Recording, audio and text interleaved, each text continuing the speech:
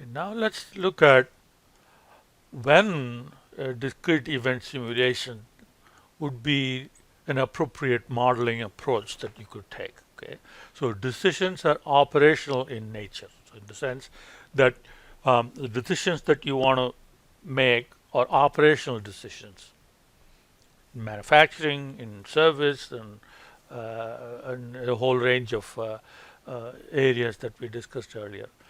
And the second requirement is that the process or the problem that we are trying to analyze. Okay, so that is a well-defined process.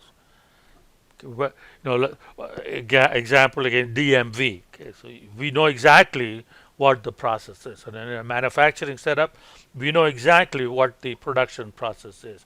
Now, if we don't know, if that itself is ambiguous, we don't know what may happen, and we have no idea what the possibilities are. There may be uncertainties. Okay, when a customer comes in, a customer may want just renew their license in a DMV, for example, take a photograph and go away, or they may want um, renew their registration, or maybe a new vehicle registration, or something else, or maybe drivers, written test or road test. So there are many different services. So a given customer walking in, okay, we may not a priori know what kind of service that person may need, but we know what the possibilities are.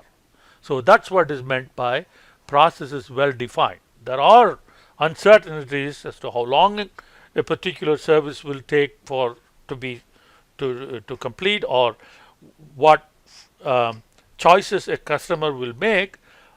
Okay, but we know what the alternative choices are within which a customer may choose one. So the activities and events are interdependent and variable. So a customer making a choice, so that's going to mean, okay, so there are some dependencies. Okay, so a customer comes in, okay, there is a waiting line, waits, and then at the end of the waiting line, okay, so that is a dependency, and then you have the server who will make the provide the service, and to provide the service there may be some resources that may be needed, and all of those interdependencies and the variables are well defined. Okay.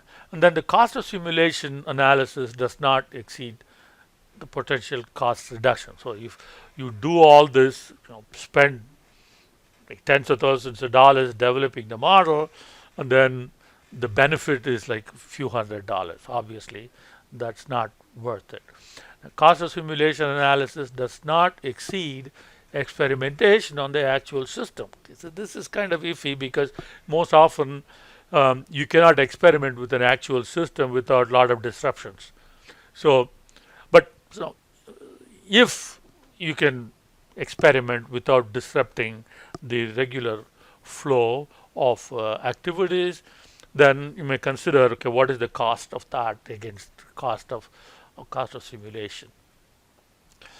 Okay, and some benefits of simulation approach in process simulation. So it captures the system interdependencies. So when you observe, when you model an entire process, and when you observe how the different elements of the system operates with each other, okay, whether one element causes disruptions or bottlenecks in another, and those kinds of interdependencies can be studied very closely, and accounts for variability in process. So um, you can determine which component or which area of the production process or service process is actually causing variability in the total performance. So both manufacturing and service processes can be modeled, as we've discussed already, and it shows the behavior over time. Okay, so are there times when the system is overloaded? Are there times when the system is underutilized? So all of those things can be studied over a period of time. Shows behavior of the system over time. And it runs in compressed time. And that is, you want to run a simulation of how the operations will behave for 1 year, for example. Okay, and because it is a mathematical model built in a software, you can run 1 year in just few seconds. Okay, the events that may happen in 1 year can be simulated in a matter of fraction of a second even. So it runs in compressed time. So that's what that means. So it's not disruptive like experimenting with the actual system. Of course, if you want to experiment with the actual system, it's going to be disruptive. When you model with a simulation model, you leave the actual system alone and do not, uh, uh, you know, make changes that will be disruptive. It's cost effective. Well, again, you have to consider what the benefit is, because sometimes these specialized software can be very expensive. Think Pro Model licenses runs in the tens of thousands. I'm not sure they give free to academic institutions, but it is expensive. So we need to make sure that it is cost effective, and it's simply not claim soft cost effective. But large corporations, when savings potentials are run in the millions, then these are definitely cost effective. And it provides information on multiple performance measures. So you can look at what is the throughput, what's the cycle time, what is the wait time, what is the breakdown time. I mean, there are a whole range of metrics that you can observe and gather statistics on.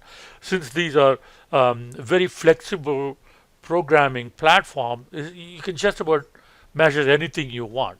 You're not restricted to only certain metrics. You can design your own metrics and gather statistics for those measures. And of course, it provides results in an easy and understandable fashion, and it's easy to communicate. And one other thing, it forces attention to detail, meaning that when you model the process, you have to understand the process at the minute level of detail. And so that forces that level of understanding of the system. So these are all some of the benefits of the process simulation approach. And a general step-by-step procedure, which is simulation procedure. These steps are true for any systems analysis, anything that you want to analyze in a systematic way. These are the normal steps that one would look at. It need not be. It's not unique to simulation modeling. It could be in statistical modeling or uh, uh, or linear programming modeling or many other project management. So all of those will generally have these kinds of steps. So you define objective and scope and requirements. What is that we want to achieve, and what is the scope? Is the scope going to be just this department, or is this the entire company, or is this just this region? That kind of stuff. And then once that is defined, then you collect and analyze this data. Okay, so if there are probability distributions involved, then you have to collect data, like for example, customer arrival times, what proportion of customers take one service against another. 10% of customers go do this, and 10% do that, and 50% they select that, the third choice, and so on. So collect and analyze the system data, and then you build and validate the model. So you build this software model and run the software model for the current parameters, using the current parameters, and validate. So the results that you get from the current model should reflect the reality of what's happening in the actual system. So that's how you will validate your model. So once the validation is done, then you can tweak the parameters. So what if we add one more window, or what if we have one more teller in a bank situation, or if we add one more machine here, or we change the maintenance schedule. Instead of doing maintenance every 2 weeks, or maybe we can do every 10 days or something like that. So conduct experiments, and then of course analyze the results and develop recommendations. So this is a general outline of how to go about a simulation modeling project. So next we will look at some components of a simulation modeling software.